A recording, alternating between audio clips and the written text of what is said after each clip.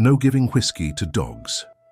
In a quiet Illinois neighborhood, a middle-aged man laughs as he dips a finger into a glass of whiskey, letting his dog lick it during a backyard gathering, believing it harmless fun.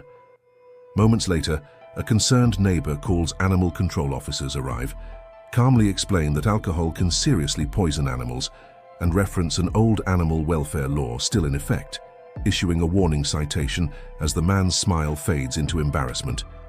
Children are pulled back by parents, and the officer finishes by reminding everyone that pets are protected under law, even from small jokes that can turn deadly. No eating inside a burning building. As firefighters battle roaring flames pouring from a downtown restaurant, sirens echo through the street while smoke blankets the air. Yet a hungry employee casually steps inside to grab leftover food, chewing nervously as chaos unfolds. A fire marshal notices, yanks him out, and cites a long-standing Illinois safety statute banning eating in burning buildings to prevent obstruction, injury, and distraction. And as the man is fined and publicly scolded, the watching crowd falls silent, realizing laws exist not for comfort or logic, but to preserve life in moments of disaster. Sagging pants can be a public offense. On a crowded afternoon street, a young man walks confidently with sagging pants, drawing glances and murmurs, until police stop him and cite a local Illinois ordinance labeling excessive sagging as public indecency. When he refuses to adjust his clothing, a fine is issued, sparking heated arguments from bystanders about personal freedom, while officers calmly explain the law's purpose to maintain public decorum, leaving the young man frustrated, humiliated, and aware that appearance alone can still carry legal consequences. No roller skating inside banks. Inside a small-town bank, polished floors gleam as a teenager rolls in on skates, laughing and spinning playfully between customers, but panic spreads as security blocks his path and contacts police. Officers arrive and explain that Illinois banking safety laws prohibit skating due to robbery-era dangers and injury risks, escorting the teen outside as customers exhale in relief, while the teen stands stunned, learning that public spaces tied to security allow no room for playful mistakes. Ice cream in the back pocket is illegal. During a lively summer fair, a prankster jokingly stuffs an ice cream cone into his back pocket, laughter erupting among friends, until a local officer stops him and explains this odd Illinois law was created long ago to prevent horse theft by luring animals away.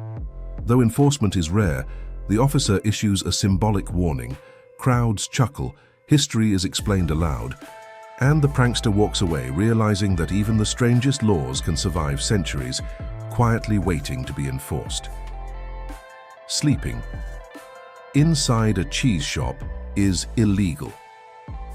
Late at night, a tired delivery worker slips into a small cheese shop to rest among stacked wheels of cheddar, believing no harm will come from a short nap.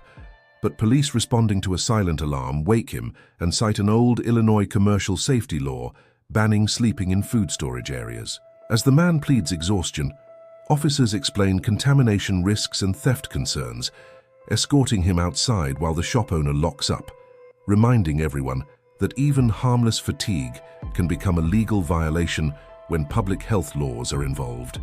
Vagrancy laws target suspicious behavior. On a cold evening, a man stands near storefronts with no clear purpose, hands in pockets, eyes darting until officers approach under a long-standing Illinois vagrancy statute allowing stops for suspicious presence.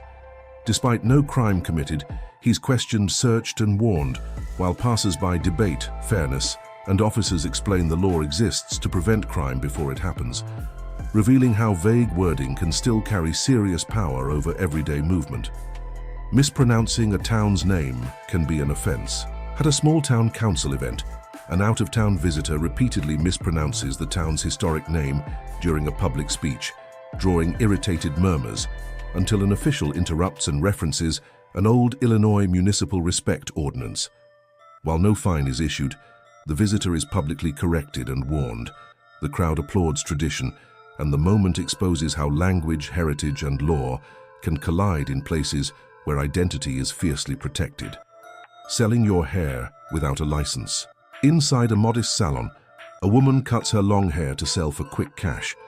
Unaware that Illinois trade regulations require licensing for human hair sales, inspectors arrive after a tip, explain sanitation and fraud concerns, and halt the transaction, leaving the woman shocked as paperwork replaces sympathy, showing how commerce, even personal, falls under regulation meant to protect buyers and sellers alike. Baggy pants as a public nuisance. In a busy city plaza, a group of teens gathers pants hanging low music, loud laughter echoing until police approach, citing an Illinois municipal nuisance ordinance tied to excessively baggy clothing. Warnings turn into fines when compliance is refused. Tempers, flare phones record, and officers calmly explain the law's intent to reduce disorder, proving that fashion choices can still unexpectedly cross into legal territory. Bathing during winter can be restricted. On a freezing winter morning, steam rises from a public wash area as a man attempts to bathe outdoors, believing cleanliness outweighs discomfort, until city officials intervene, citing an old Illinois public health ordinance discouraging bathing in extreme cold due to illness risk. Though rarely enforced today, the officials issue a warning explaining the law was designed to prevent outbreaks and hypothermia, leaving the man shivering wrapped in a blanket, realizing that survival once shaped laws more than personal choice. Restrictions on violent video games for minors. Inside a gaming store glowing with neon lights, a teenager reaches for a violent video game, but a clerk hesitates as local enforcement officers inspect shelves under remnants of an Illinois youth protection law. While courts weakened its power, officers still question age verification, issue compliance warnings, and remind parents nearby that the law's intent was to shield minors from extreme content, proving that moral panic can linger in legal language long after society changes. Outdated marriage language still exists. At a courthouse wedding ceremony, an elderly clerk reads from an ancient Illinois statute containing outdated marital language, momentarily stunning the room. Though unenforced, the language remains legally archived, prompting an official correction and apology, while the couple exchanges uneasy glances, realizing that even love can be wrapped in laws, written for a different century, preserved not by intention, but by legislative neglect. Fishing while sitting on a giraffe. During a wildlife-themed festival, a performer jokingly stages a stunt involving fishing props and a giraffe statue until authorities intervene, referencing a bizarre Illinois law banning fishing from a giraffe's neck, created to discourage dangerous animal exploitation. Though symbolic, the officer explains the statute's purpose to the laughing crowd, reminding everyone that absurd laws often hide serious concerns about animal cruelty and public safety. Restrictions on public language use. At a public square, tourists gather speaking different languages when a local official references an archaic Illinois ordinance once regulating language use in public spaces. While no punishment follows, the warning sparks outrage and debate, forcing authorities to clarify that such laws remain written but unenforced, exposing how fear, history, and control once dictated speech, and how silence in repeal allows those shadows to remain.